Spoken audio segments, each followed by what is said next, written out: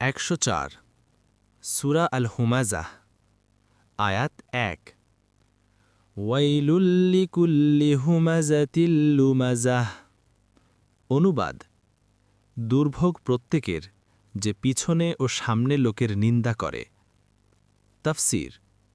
আয়াতে হুমাজাহ ও লুমাজাহ দুটি শব্দ ব্যবহার করা হয়েছে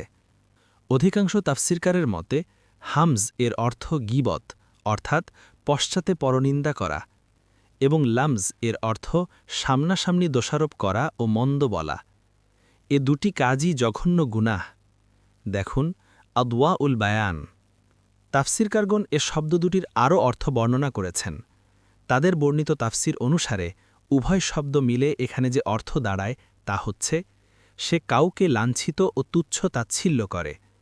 কারো প্রতি তাচ্ছিল্যভরে অঙ্গুলি নির্দেশ করে চোখের ইশারায় কাউকে ব্যঙ্গ করে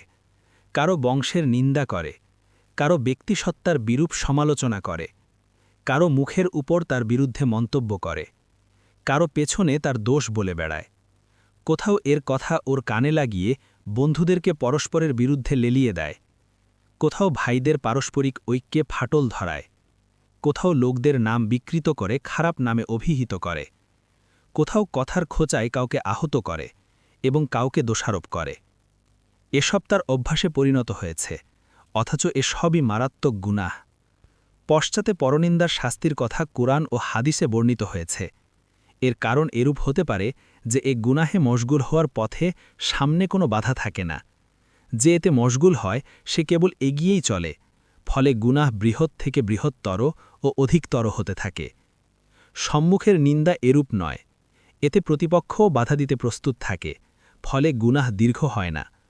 এছাড়া কারো পশ্চাতে নিন্দা করা এ কারণেও বড় অন্যায় যে সংশ্লিষ্ট ব্যক্তি জানতেও পারে না যে তার বিরুদ্ধে কী অভিযোগ উত্থাপন করা হচ্ছে ফলে সে সাফাই পেশ করার সুযোগ পায় না আবার একদিক দিয়ে লামজ তথা সম্মুখের নিন্দা গুরুতর যার মুখোমুখি নিন্দা করা হয় তাকে অপমানিত ও লাঞ্ছিত করা হয় এর কষ্টও বেশি ফলে শাস্তিও গুরুতর রাসূলুল্লাহ সাল্লাল্লাহু আলাইহি ওয়াসাল্লাম বলেন আল্লাহর বান্দাদের মধ্যে নিকৃষ্টতম তারা যারা পরোক্ষ নিন্দা করে